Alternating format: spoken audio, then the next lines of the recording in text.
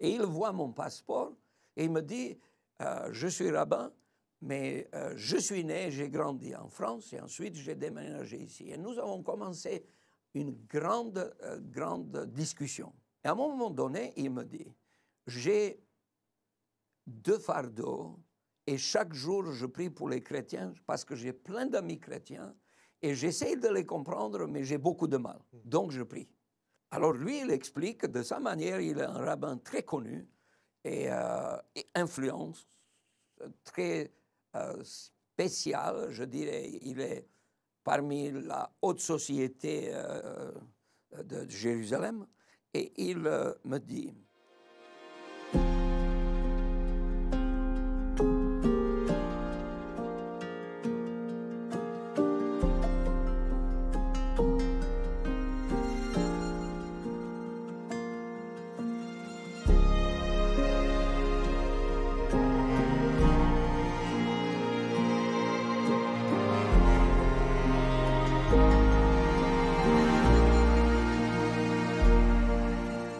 Frère Daniel Dragan Stojanovic, merci d'avoir accepté cette interview et de pouvoir nous permettre d'échanger au sujet de votre histoire de vie, mais aussi de vos fonctions au niveau de la présidence de la mission adventiste en Israël. Merci. Pour commencer, j'aimerais justement que vous puissiez nous dire un peu qui vous êtes et quel est votre parcours de vie. Merci beaucoup. Oui, je suis ici et j'aime beaucoup cet endroit.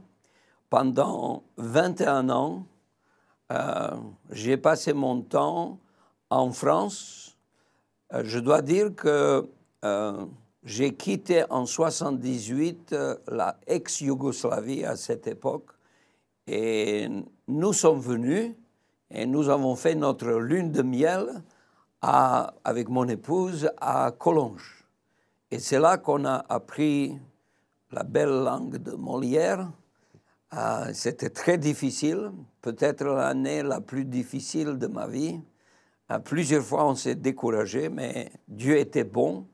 Et par la suite, on a voyagé un peu. Après avoir passé 4 ans à Collonges, nous avons fait 4 ans de Strasbourg. Et après, on a déménagé à Colmar, à Paris, dans la région parisienne, et en Normandie.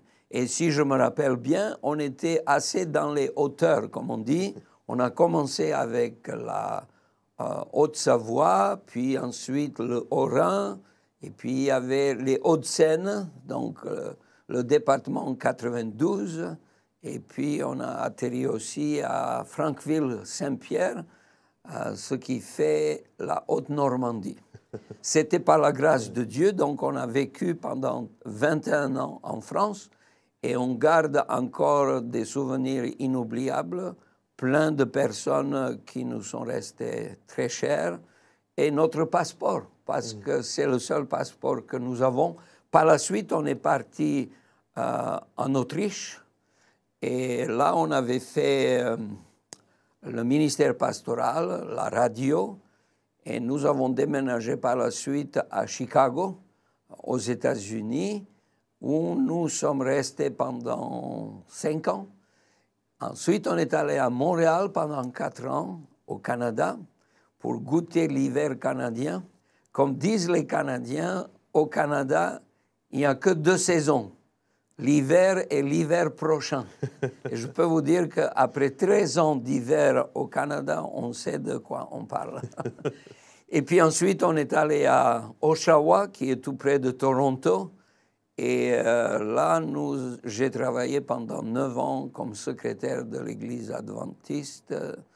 Et en 2019, j'ai reçu l'appel de venir à Jérusalem, où je me trouve depuis le mois d'août 2019, un peu plus que 4 ans. Ok, merci. Qu'est-ce qui vous a motivé à faire de la théologie, et particulièrement en France, à Collonges? Pour dire,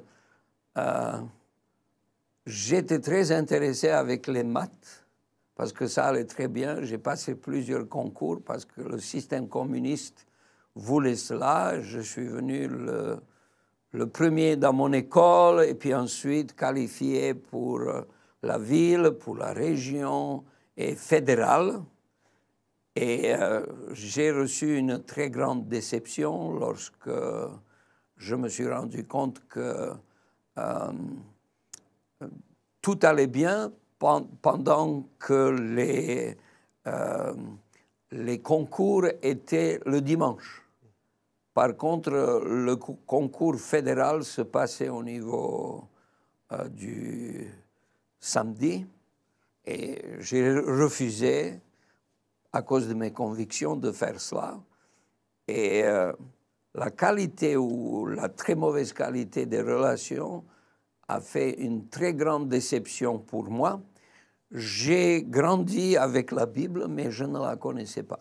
Et alors j'ai pris la décision, je veux au moins connaître la Bible. Comme je ne veux pas être avec ces gens, parce qu'ils devaient être mes professeurs encore pendant 4 ans, alors j'ai dit, j'aimerais mieux savoir ce que je crois. Et je me suis donné 1 an pour recevoir les questions les plus importantes. En fait, je suis resté 2 ans en Croatie pour faire des études. J'ai découvert ma femme là-bas. Et puis ensuite, on a dit, on a reçu plein de réponses, mais on connaît vraiment très peu. Allons-y. Et là, il y avait un choix entre 3 écoles en Angleterre, Newbold. Par la suite, c'était Darmstadt. À l'époque, c'était l'Allemagne, ou Collonges.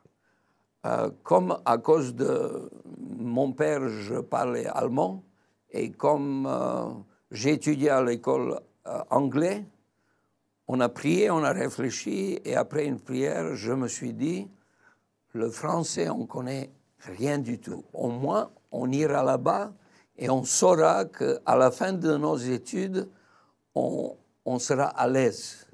Alors, c'est la raison pour laquelle, pas spécialement à cause d'une certitude, mais Collonges était pour nous la découverte d'une nouvelle culture, d'une nouvelle langue. Et je peux dire encore maintenant, je ne me suis jamais senti mal à l'aise dans cette voie. C'était la meilleure solution. Beaucoup mieux que ce que je pourrais faire en allemand ou en anglais. J'aime la mentalité, j'aime l'approche et même la théologie. Si on regarde, pendant des siècles, la France a contribué essentiellement à la qualité de la réflexion théologique. Par exemple, peu de personnes savent, mais à l'époque du XVIe siècle, l'autorité théologique de l'Europe se trouvait en France. Et lorsque Martin Luther avait accroché ses 95 thèses, lorsque ces thèses sont arrivées à Rome, eh bien, ils ont regardé qui c'est qui pourra nous aider. Ils ont dit, les meilleurs théologiens se trouvent à Paris. Et alors, les gens ne savent pas, mais au niveau de l'histoire de la théologie, la France a une très grande influence et la qualité des livres, vous pouvez apprendre des choses que c'est rare d'apprendre ailleurs. Voilà, donc je suis content de ce choix. Vous avez donc grandi dans une culture communiste. Ouais. Comment est-ce que vous avez réussi à faire la part des choses entre votre foi d'une part et justement cette pression sociale du communisme? C'était très difficile. Je dirais même que pour nous, le communisme était très attrayant parce qu'il y avait beaucoup de bénéfices. Si vous voulez trouver du travail, aucun problème si vous êtes communiste. Si vous voulez faire une bonne école, il n'y a pas de problème. Juste, vous avez besoin de carte d'identité communiste. Alors nous, on refusait et on était toujours quelque part relégués à un niveau de citoyen de dernière classe. Ça ne m'a jamais posé de problème, mais je dois dire que quelque part, lorsque j'étais avec mes jeunes, mes amis d'école, dans la rue où j'habitais, je dois dire que c'était très tentant de devenir pour des raisons très simples de progrès dans la vie, de devenir communiste. En même temps, il y a quelque chose qui me dérangeait. Par exemple, dans chaque rue, il y avait un surveillant. Alors, je n'ai pas besoin de surveillant. Et c'est ça qui faisait qu'en même temps, tout en considérant que c'est bien, si tu fais ça, tu vas avoir une bonne promotion, une bonne place, un bon salaire, tu te rends compte que tout est artificiel. Et lorsque pour notre école secondaire, pour finir l'école secondaire, vous devez faire un mois de stage dans une entreprise, très grande entreprise, parce que 99% d'entreprises appartiennent à l'État au niveau communiste. Et je suis allé là-bas et pendant un mois, je n'ai rien fait. Parce que j'ai demandé qu'est-ce que je peux faire. Ils m'ont juste dit, c'est la question à ne pas poser. Si nous, on a envie de te dire, eh bien, on va te le dire. Et en fait, j'ai presque rien fait. Et à la fin, j'ai demandé à mon chef, qu'est-ce que je dois mettre dans mon rapport? Alors, tu leur dis, c'est ce que mon chef a dit. Ils nous payent si peu que c'est même pas assez pour que nous, on vienne au travail. S'ils veulent que nous, on travaille, eh bien, il faut qu'au moins ils doublent le salaire. Puis ensuite, j'ai réfléchi et je dis, quelle est la société qui peut fonctionner sur une telle base? Ce n'est pas possible. Et je me suis dit, si c'est véritablement un peu partout, eh bien, ce pays n'a pas d'avenir. Et petit à petit, en regardant tout, je me suis posé des questions. Et si la Bible avait raison? Mon père m'a aidé énormément et il a dit, tu sais quoi, je te connais bien. Je sais que tu vas partir maintenant dans la capitale faire des études. À l'époque, c'était en mathématiques. Mais j'aimerais te dire une chose. S'il te plaît, ne viens pas à l'église pour me faire plaisir. Va à l'église si tu aimes Dieu. Si tu veux, je te donnerai des personnes qui pourront t'enseigner qui est Dieu. Mais la pire des solutions serait que tu viennes à l'église juste par formalité. Alors si tu viens, sois un croyant. Et si tu ne veux pas, je serai triste, mais je serai beaucoup plus à l'aise que tu es en paix avec toi-même. Mais j'aime pas que tu sois d'un côté et de l'autre côté. Ça m'a fait beaucoup réfléchir. Puis finalement, c'est ce qui a permis à ce que je dise, je prends une année de faire la théologie. Et de 1 an, j'ai fait 2 ans en Croatie, 4 ans à Collonges et 4 ans à Strasbourg. Donc j'ai fait 10 ans de théologie. Voilà, pas de regret. Pas de regret. Je peux dire que partout, j'ai reçu énormément de choses. Je me rappelle de beaucoup de grands professeurs. Georges Steveny m'a influencé énormément.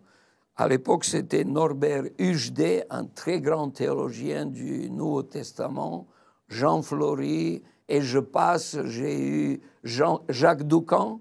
J'ai commencé à faire l'hébreu, qui m'est même utile maintenant alors que je suis à Jérusalem. Et donc, ils m'ont marqué et ils m'ont fait énormément de bien. Puis ensuite, j'ai continué. Pas de regret. Justement, vous êtes maintenant donc le président de la mission à Jérusalem, de l'Église adventiste du 7e jour. Comment est-ce que l'Église adventiste à Jérusalem arrive à trouver sa place dans cet endroit à la croisée de différentes religions? C'est une très bonne question. Nous essayons de faire de notre mieux. Nous avons beaucoup de progrès à faire. J'aimerais juste vous donner quelques images spécifiques. Les murs entre les communautés, ils sont tellement hauts que c'est incroyable, même pour nous qui sommes là-bas. Si vous êtes une personne juive, vous n'avez rien à faire avec les musulmans ou chrétiens. C'est tellement fermé, hermétiquement fermé. Et Le résultat, c'est qu'on ne sait même pas comment le faire. Nous avons à peu près 839 membres officiellement, à peu près 1000 personnes avec les jeunes enfants qui ont la qualité de garder la Bible et de suivre l'évangile éternel, comme nous disons, parce que c'est la seule chose que nous pouvons apporter. Et je dois dire que pour moi, nous avons de très bonnes relations avec la plupart des personnes de la communauté juive et aussi nous avons assez bonnes relations avec les musulmans. Nous avons des institutions de deux côtés. Par exemple, à Jérusalem-Est, nous avons Adventist Study Center, c'est-à-dire un centre pour les étudiants. Nous avons aussi je dirais, un centre média, un studio à Nazareth. Nazareth, c'est une ville connue pour les chrétiens, mais elle est à 99% musulmane, si on peut dire comme cela. Et puis, nous avons la possibilité d'être en contact avec beaucoup de personnes d'obédience juive et nous nous réjouissons de cela. Je vous donne un exemple pour que vous puissiez comprendre la difficulté. J'arrive à un hôtel pour faire visiter la ville de Jérusalem à des personnes qui sont venues des États-Unis. Et Karine, c'était son nom, et son mari, nous avons dû passer une journée, et je me rappelle bien, j'avais dans ma main mon passeport français, et parce qu'on a besoin pour faire des visites. Et j'arrive, ils sont en train de manger, c'était 8 heures du matin, dans l'hôtel. Et ils discutent, donc ils sont assis l'un en face de l'autre, et de l'autre côté se trouve une personne juive, comme elle est habillée. En fait, c'était un rabbin. Et quand il est venu, quand il m'a vu, il a dit « Oh, voilà un autre Américain qui arrive. » Et je lui ai dit « Non, je ne suis pas américain, mais j'ai beaucoup de plaisir de passer du temps avec les Américains. J'ai vécu là-bas. » Et il voit mon passeport et il me dit « Je suis rabbin, mais je suis né, j'ai grandi en France et ensuite j'ai déménagé ici. » Et nous avons commencé une grande discussion, 2 heures de discussion. Et à un moment donné, il me dit « J'ai 2 fardeaux et chaque jour je prie pour les chrétiens parce que j'ai plein d'amis chrétiens et j'essaie de les comprendre, mais j'ai beaucoup de mal. Donc je prie. » Alors je dis, est-ce que vous pouvez partager vos fardeaux? Et lui, il dit, le premier fardeau, c'est le dimanche. Je dis, mais pourquoi est-ce que vous dites comme cela? Alors lui, il explique, de sa manière, il est un rabbin très connu et influence, très spécial, je dirais. Il est parmi la haute société de Jérusalem, et il me dit, quand les chrétiens disent dimanche, c'est comme s'ils disaient à nous, Moïse a tort. Alors, je ne savais pas quelle était sa réaction. Et il explique, pour nous, Dieu a parlé vrai à Moïse, il a parlé vrai au roi David, il a parlé vrai à Ésaïe et tout le monde. Et il a dit toujours la même chose. Et tout d'un coup, les chrétiens viennent et ils disent dimanche. Alors, je lui ai dit, monsieur, il y a aussi des chrétiens qui observent le sabbat. Ah oui, mais ça c'est marginal, il y a très peu de personnes, etc.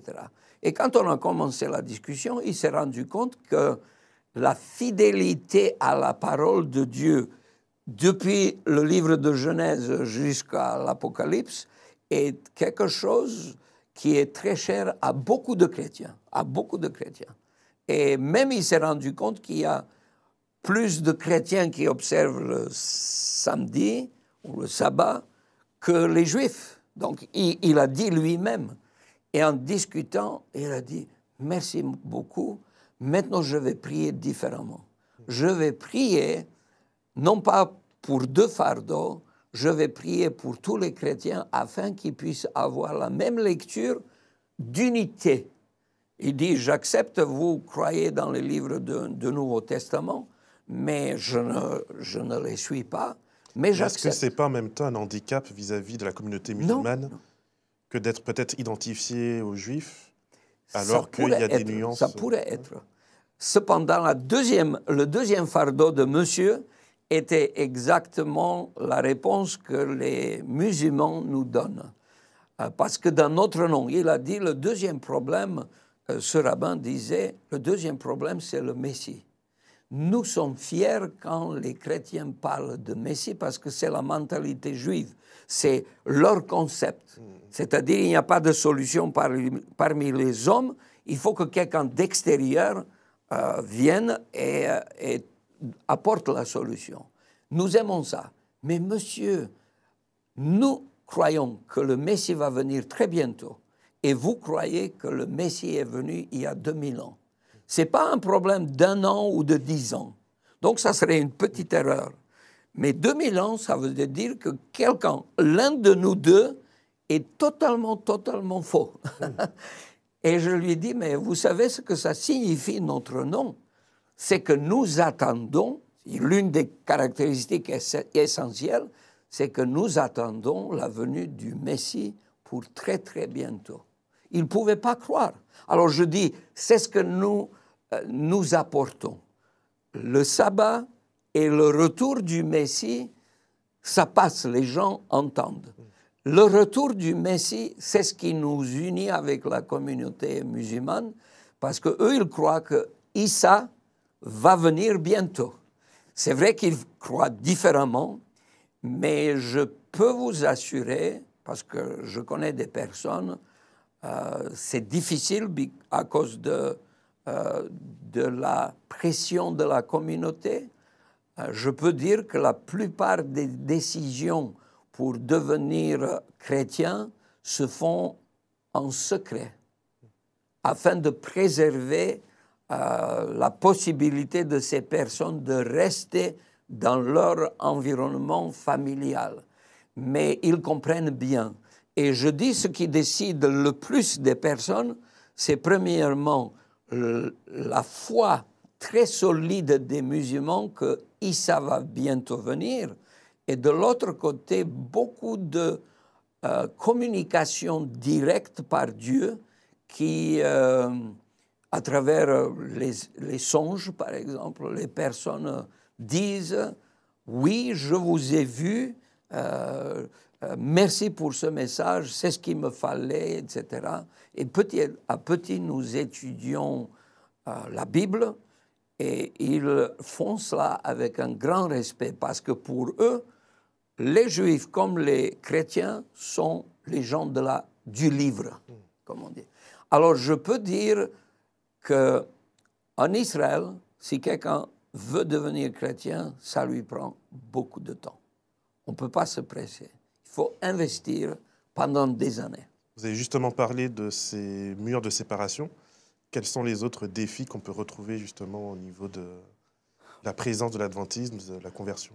La belle chose, c'est que Dieu était bon pour nous. Nous avons commencé à travailler dans les années 1850, mais par la suite, il y avait une grande pause.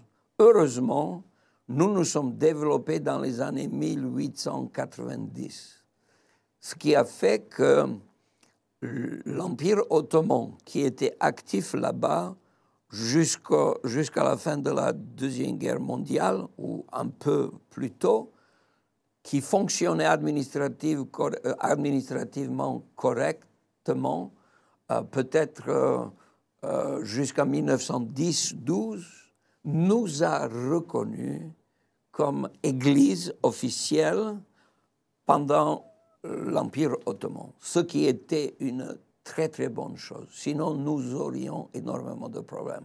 Ensuite, nous avons été reconnus par la présence de l'Empire britannique, si je peux dire comme cela, et pas seulement reconnu, mais félicité pour la qualité de notre ministère de compassion, ce qui a permis par la suite, lorsque l'État d'Israël a été créé en 1948, que nous avons sans grand problème reçu la reconnaissance, ce qui serait beaucoup plus difficile si nous on existait seulement pendant l'Empire britannique. Dieu calculait tout en avance et maintenant nous n'avons aucun problème administratif. Le seul problème, c'est qu'il est très difficile de pénétrer les groupes qui sont totalement fermés. Ils existent uniquement pour eux-mêmes. Parce que les tensions... Quelle stratégie, justement, on peut mettre en place? Quelle stratégie? La santé, les médias et le ministère de la Compassion. Je ne connais pas d'autres méthodes. C'est comme ça. Et je dis que Jésus nous a donné l'exemple. La première chose quand vous faites, vous ne commencez pas avec les grands discours théologiques, vous prenez soin des gens. Et des deux côtés, au niveau de la communauté juive et de la communauté musulmane, il y a des besoins énormes, énormes. Par exemple, les orthodoxes juifs vivent très pauvrement. Ils étudient, donc les hommes étudient la Torah et Talmud, comme ils disent, toute la journée. Donc automatiquement, si vous étudiez toute la journée, c'est votre épouse qui pourvoit aux besoins financiers et ce n'est pas évident. Donc ils vivent pauvrement, ils sont dévoués à cela. Et ils disent qu'ils font le meilleur travail pour la sécurité d'Israël. Et ils ont le soutien d'une très grande partie de la population. Alors, quand vous parlez de la vie pauvre, vous la trouverez un peu partout, parce qu'il y a à peu près 35% de la population qui est orthodoxe. Donc, il y a des deux côtés des besoins. Et tout le monde sait le besoin de Jérusalem-Est, je pourrais dire, de West Bank, je dirais ici la partie ouest du fleuve de Jourdain et Gaza. À Gaza, nous n'avons pas le droit d'aller, ce n'est pas permis, il faut un document spécial et c'est plutôt rare. Nous pouvons le faire uniquement si nous avons de l'aide humanitaire spécifique à donner, donc c'est accordé uniquement pour une entrée, parce que la sécurité oblige. Mais nous avons la possibilité de faire beaucoup de choses à Jérusalem-Est et essentiellement à Nazareth. En ce qui concerne les musulmans, nous avons une très bonne relation avec des leaders et on a quelques privilèges pour cela. Par exemple, de visiter le temple, comment dirais-je, l'esplanade des deux mosquées. Certains bâtiments sont réservés uniquement à des musulmans, mais des leaders musulmans nous connaissent bien, nous respectent et nous donnent la possibilité de découvrir les places que les touristes ne peuvent pas faire. Donc, quelque part, il y a une très bonne relation avec eux tous et nous planifions... Comment on fait pour maintenir ces relations dans une période actuelle assez difficile avec la guerre? Alors là, ça c'est une autre histoire. J'ai eu l'occasion de participer avec les efforts de compassion, comme nous appelons, des deux côtés, et ce n'est pas évident. C'est pas évident. Par contre, j'ai eu le privilège de prier avec les Juifs. J'ai prié avec 70 personnes et tous nos pasteurs étaient en train de nous occuper de ceux qui sont réfugiés. Vous savez que la guerre avec Hamas a commencé le 7 octobre et immédiatement, à peu près 10 à 15 kilomètres autour de Gaza ont été évacués. La même chose en ce qui concerne le nord. Ils ont peur, les Israélites ont peur à ce que Hezbollah attaque et ils ont envoyé la partie qui est juste à côté de la frontière du nord. Alors qu'est-ce qu'on fait avec ces personnes? Il faut s'en occuper. Alors nous faisons, c'est vrai timidement parce que nous ne sommes pas très grands, nous n'avons pas des moyens des Américains ou quelque chose comme ça, mais je peux vous dire qu'on a quelques églises tellement bien équipées à fonctionner. Je pense tout spécialement à Haïfa, qui est exemplaire pour les grands pays, je peux dire comme ça. Il participe avec beaucoup de joie et on le fait et pour les juifs et pour les musulmans sans distinction parce que c'est ce qu'on a appris dans la Bible. Jésus aimait tout le monde et il a montré la compassion à chacun.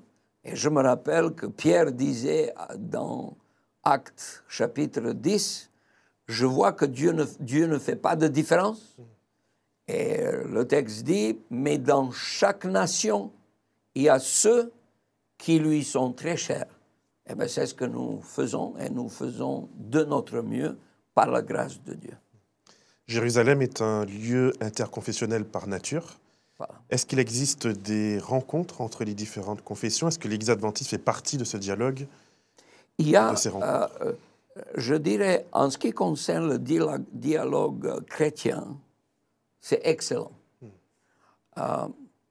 Parce que nous sommes en minorité. Et dès que les chrétiens sont en minorité, il n'y a plus de disputes théologiques. Nous pensons uniquement aider les uns les autres. Donc, une fois par mois, nous avons des rencontres entre des leaders chrétiens. Et dedans, vous pouvez avoir les catholiques, les orthodoxes, les arméniens et les autres. Nous gérons des choses de la meilleure manière possible. Je ne parle pas de la gestion des bâtiments très connus comme l'église de Saint-Sépulcre, parce que c'est un problème que si différentes confessions gèrent un bâtiment. Ça, c'est une autre histoire. Mais je parle en général des relations, elles sont magnifiques. Je suis enchanté avec cela. Par contre, avec les musulmans, c'est une initiative privée. Donc, vous connaissez quelqu'un. Nous, on a un très bon accès avec les musulmans de Bethléem. Et on profite de cela. Et on fait beaucoup de choses pour eux. On les aide. Puis en même temps, on reçoit leur soutien, leur appréciation. On pouvait dire que c'est la même chose à Nazareth. Nous pensons développer parce que nous avons une bonne relation avec Nablus. Je ne sais pas comment ça se dit ici. Peut-être ça devrait être Naplouse, quelque chose comme ça, la plus grande ville de la partie ouest de la Cisjordanie, probablement c'est comme ça. Et ça fonctionne si bien que nous voudrions investir dans un bâtiment pour avoir le groupe qui étudie la Bible régulièrement. Donc, de ce côté-là, je pense que la chose se passe plutôt bien. Nous avons la possibilité, nous avons 20 communautés, mais nous sommes très diverses parce que nous parlons 11 langues. Alors, vous pouvez vous imaginer 839 membres qui parlent l'hébreu, arabe, anglais, russe, ukrainien, roumain, espagnol. Donc, nous avons les communautés qui parlent ces langues. Puis ensuite, nous avons une communauté de Ghana, où même, je dirais, leur présence existe dans 3 différentes villes. Ensuite, éthiopien, ça fait 9. Nous avons le français, mais juste, c'est le début de nos efforts. Et j'ai probablement oublié juste une des langues, Azerbaïdjan. Est-ce que justement, que ce soit le conflit entre le Hamas et Israël, la guerre entre la Russie, l'Ukraine et la montée des tensions qu'on voit dans le monde, ça rend la mission de l'Église adventiste plus compliquée de par l'existence de ces différents groupes ethniques présents? Je pourrais dire que c'est vrai, ça c'est plus compliqué, mais il y a énormément de portes ouvertes à cause de ces conflits. Je vous donne un exemple. Au sein de la communauté adventiste? Voilà. C'est malheureux de le dire, mais la souffrance des uns ouvre la possibilité aux autres d'apporter la solution à cette souffrance. Je donne un exemple. Nous avons ce que nous appelons probablement les exploits, ou Pathfinder en anglais, et on avait toujours le problème d'organiser des rencontres à l'extérieur. Donc, parce que les autres étaient réticents. Lorsque la guerre a commencé, on a été invités et on a pu apporter un soutien que même les grandes personnes ne pouvaient jamais faire. Et j'étais, je ne sais même pas, tellement presque choqué de voir comment les jeunes de 12, 13, 14 ans peuvent aider les réfugiés d'une manière que moi, je n'arrive pas à le faire. Cela a été possible après la guerre. Avant la guerre, c'était une très grande résistance de la communauté entière. Est-ce que vous diriez que par ces actions humanitaires, l'Église adventiste en Israël contribue à promouvoir la paix, la réconciliation, une forme d'harmonie au niveau de la société? L'Église adventiste est très positive, le message est excellent, le message qui est typiquement le nôtre, le message de l'Évangile éternel. Et quand vous dites l'Évangile éternel, vous parlez de la bonne nouvelle, parce qu'on parle de la bonne nouvelle. Il n'y a rien de mieux pendant le temps de guerre que de parler de la bonne nouvelle. Et je pense que même au niveau de la communauté juive, nous sommes entendus de plus en plus, parce que Israël est un grand pays. Ils ont la technologie comme presque personne d'autre. Ils ont les finances, ils ont des projets, des start-up, ça existe partout, des petites entreprises qui commencent. Ils sont très intelligents, très débrouillards. Ils font des choses incroyables quand vous regardez. La seule chose qu'ils ne peuvent pas avoir, c'est la paix. Alors, qui c'est qui peut apporter la paix? Dieu. Vous pouvez tout faire humainement et vous manquez l'essentiel. C'est à peu près ça le message. Et c'est la raison pour laquelle nous avons notre projet qui s'appelle Proclaiming Peace en anglais. Proclamer la paix. Pourquoi? Parce que si nous disons Jésus-Christ, personne ne nous écoute. Par contre, si nous lisons Éphésiens au chapitre 2, verset 14, il dit « C'est Christ qui est notre paix ». C'est lui qui a uni ensemble les Juifs et les non-Juifs. C'est Éphésiens 2 qui nous explique exactement ce que nous devons faire. Et nous apportons cette bonne nouvelle. Et il y a cette bonne nouvelle, non pas comme un Christ qui est chrétien et qui proclame quelque chose qui n'est pas marqué dans leur Bible, mais un Christ qui unit tout le monde. Donc nous avons un message d'unité. Et je suis vraiment fier de participer à cela et de diriger.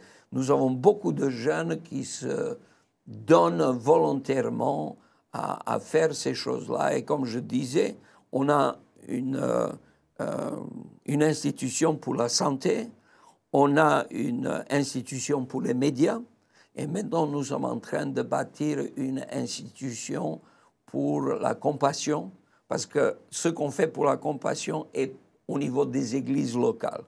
On aimerait bien à ce que ADRA puisse venir, et les projets sont sérieux. J'espère que cela sera fait très bientôt. Beaucoup de chrétiens, y compris dans l'Église adventiste, considèrent que ce qui se passe en Israël a toujours une portée prophétique. Est-ce que vous êtes d'accord avec cela et quelle est votre vision des événements actuels par rapport au domaine prophétique? Excellente question. j'aimerais dire que dès qu'il y a un conflit, les gens cherchent les textes dans la Bible et disent c'est cela. Juste pour décevoir peut-être quelques-uns, si vous regardez Armageddon, ce n'est pas exactement du même côté comme le Gaza. Pour nous, c'est très clair. Donc, je suis à Jérusalem. Gaza, c'est à l'ouest de Jérusalem. Et on sait très bien parce que quand on se cache dans les abris ou quand on est sur on marche dans la rue, et s'il n'y a aucune autre solution, on se couche par terre. Et on sait très bien où est l'ouest. Ça, il faut savoir. Tout le monde doit savoir où se trouve l'Ouest. Par contre, l'Armageddon est un mot grec qui est basé sur l'original en hébreu, har, ce qui signifie la montagne, Megiddo, c'est la racine, donc c'est tout à fait au nord, tout près de la montagne qu'on appelle Carmel, où le prophète Élie avait appelé le peuple d'Israël de choisir le côté. Donc, si vous me dites que la guerre avec Hamas, c'est quelque chose, l'introduction dans Armageddon, c'est que vous lisez assez mal.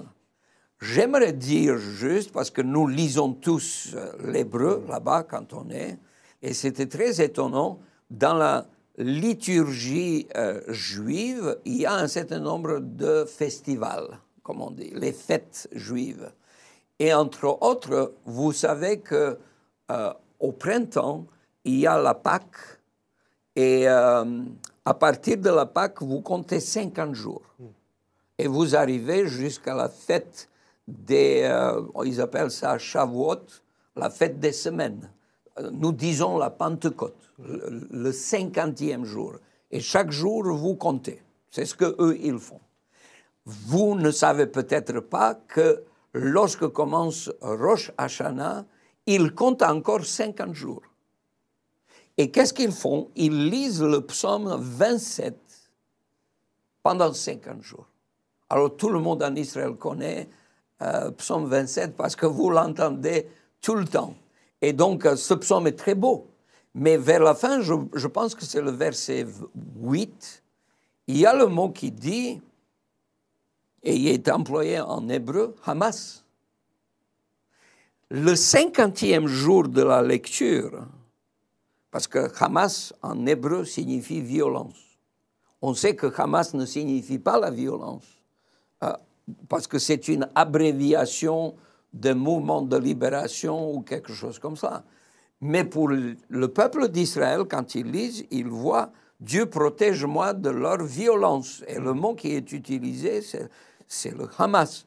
Et donc pour eux, le fait que cela s'est passé, le 7 octobre s'est passé, le 50e jour, à la fin, nous disons que vous avez Rosh Hashanah, vous avez Yom Kippour, vous avez Sukkot comme la fête des tabernacles, et le jour suivant, vous avez Simchat Torah, la joie de la Torah, la joie d'avoir lu la Torah entière pendant une année. C'est une grande célébration. À Simchat Torah, il y avait l'attaque de Hamas. Alors, pourquoi je vous dis ça? C'est parce que les gens savent que Dieu les protégera de la violence. C'est ça. Donc, qu'est-ce qu'on apporte à des personnes? On apporte la parole de consolation. Quand les gens souffrent, vous souffrez avec eux. Quand les gens sont joyeux, vous êtes joyeux avec eux. Autrement dit, il n'y a pas de communication. Et c'est ce que nous, on apporte, et je pense que c'est une très grande bénédiction. Lire la Bible dans l'original est extraordinaire. J'ai appris plein de choses que je ne connaissais pas. Mais en même temps, je me suis fortifié dans le message que nous avons parce qu'il y a une continuité. Il n'y a pas Dieu qui dit une chose au prophète Ésaïe et une autre à l'apôtre Paul. Il y a cette continuité qui est une bénédiction pour tout le monde. C'est la raison pour laquelle nous pouvons avoir des relations saines Non pas de prosélytisme, ça n'existe pas. Nous ne voulons forcer personne de devenir quoi que ce soit. Nous voulons à ce que Dieu travaille dans la tête des gens qui nous écoutent. Mais la meilleure manière à ce qu'ils comprennent le message, c'est qu'ils comprennent que nous vivons ce que nous disons. Alors, je dis en général, Ésaïe 52 dit ils sont magnifiques les pieds de ceux qui apportent la bonne nouvelle. Mais alors, si vous regardez, celui qui apporte la bonne nouvelle devait être la bonne nouvelle. Et c'est ce que nous prêchons. Nous voulons d'abord que les adventistes puissent avoir la paix dans leur cœur, qu'ils se réconcilient avec Dieu. 2 Corinthiens 5, on connaît ça. On veut qu'ils aient la paix dans leur famille. Parce que s'ils n'ont pas la paix dans la famille, qu'est-ce qu'ils vont apporter aux autres? On veut qu'ils aient la paix dans leurs églises, afin de pouvoir être, comme il est dit, heureux ceux qui procurent la paix, car ils seront appelés. Nous connaissons ce message. Mais ce message ne fonctionne pas si nous appelons les autres et nous ne vivons pas ce message. Donc, le messager et le message doivent être un. Et c'est ce que nous essayons de faire. Merci. Pasteur, qu'est-ce que vous pouvez nous donner comme message d'espérance, particulièrement dans les moments actuels où beaucoup de personnes, à la suite de la Covid, guerre en Ukraine, maintenant en Israël, expérimentent beaucoup d'angoisse? Quel message d'espérance vous pouvez leur apporter? Eh bien, si je lis Luc au chapitre 21, je me rappelle des mots de Jésus qui disait « Quand vous verrez toutes ces choses-là, levez vos yeux, car votre espérance est proche. » Pour moi, je considère que les temps merveilleux sont devant nous. Et je ne rêve pas. Parce que ce qui est avant, ou ce que quelqu'un peut artificiellement obtenir en vivant dans un pays tranquille, n'est rien. Parce que nous, lorsqu'on vit dans la tranquillité de ce monde, on a toujours des maladies, on a toujours la souffrance, on a toujours la solitude, on a toujours des conflits. Ça, il y a partout. Et on est fatigué de tous ces conflits. On existe pour autre chose. On existe pour les nouveaux cieux et la nouvelle terre, où il y aura la justice, où il n'y aura plus de deuil ni de souffrance. Mon père a bougé, donc il est parti de l'ex-Yougoslavie parce que ça n'a pas bien fonctionné. Il est parti en Australie, il est mort là-bas. Et à l'époque, il n'était pas tellement sûr de partir. Et mon frère qui habitait en Australie l'invitait. Et puis nous avons eu une réunion familiale. Et il dit, mes enfants, pourquoi est-ce que vous me poussez de partir à l'autre bout de la planète? Est-ce que là-bas, il y a des hôpitaux? Est-ce qu'il y a des cimetières? Ben alors, ici, c'est la même chose. Et là-bas, c'est la même chose. Je pense que la personne, peu importe où elle est, a une vocation de travailler pour le royaume de Dieu. Et quand elle travaille pour le royaume de Dieu, peu importe les conditions de vie, même si c'est la guerre, ce n'est pas évident d'être en Israël maintenant pendant la guerre. Mais peu importe, Dieu nous a envoyés là-bas et on le fait et on sait qu'on peut être la bénédiction là où on est. Et ça, j'aimerais dire aux gens, quel que soit l'endroit où ils se trouvent, découvrez ce pourquoi Dieu vous a mis là où vous êtes. Il y a un grand message que vous pouvez apporter. Vous pouvez transformer la vie des personnes. C'est ça qu'il faut laisser. Il ne faut pas se distraire avec les conditions.